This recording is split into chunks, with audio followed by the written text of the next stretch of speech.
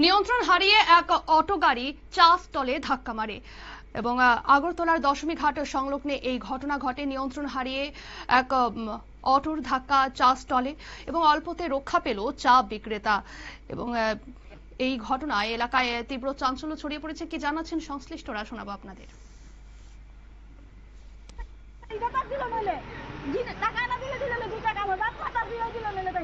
আপনার কিসের দোকান? দোকান ওই সময় দোকান খোলা আছে? না না কেউই নাই, আমরা শুধু তিনজন। ওই ভাগিরা আছে, ওই ভাগিরা কই? ভাগিরা যে ফের ফিরে কই গেছে কারণ ভাগিরা গ্যাসাইয়া নিছে। কেউ কি আহত হইছে? না না, দুইজন লোক আসলো। কে এমনি কেন ব্যথা পাইছে না, ফুলে ফুলে গেছে, তার হাসপাতালে ভাড়া নিয়েছে। এখন অটোর চালক কই? আমি এটা কই যেতাম না, তাইনে লগে লগে ভাগ দিয়ে দিকে সুজা গেছে। অটোটা কি এলাকারই? আমি এটাও জানি না দাদা, ওই যে তাইনে জানে, ওই দাদা জানে, আমরা কইতাম পারি না। আপনার দোকান মানে কিরকম ক্ষতি হয়েছে? আমার ওই যে দোকান, ওই যে আমার বাবা আমার বাবার দোকান। আমরা না ওই দেন বয়স্ক লোকের অবস্থা দেন। কি নাম বাবার? শঙ্কর দেব। আপনারা শুনলেন সংশ্লিষ্ট পক্ষ থেকে বক্তব্য।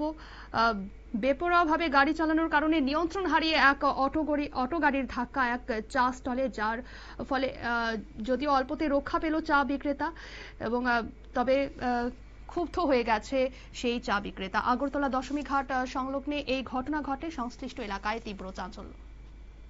নিয়ে নিচ্ছে ছোট্ট একটি বিজ্ঞাপন বিরতির সঙ্গে থাকুন।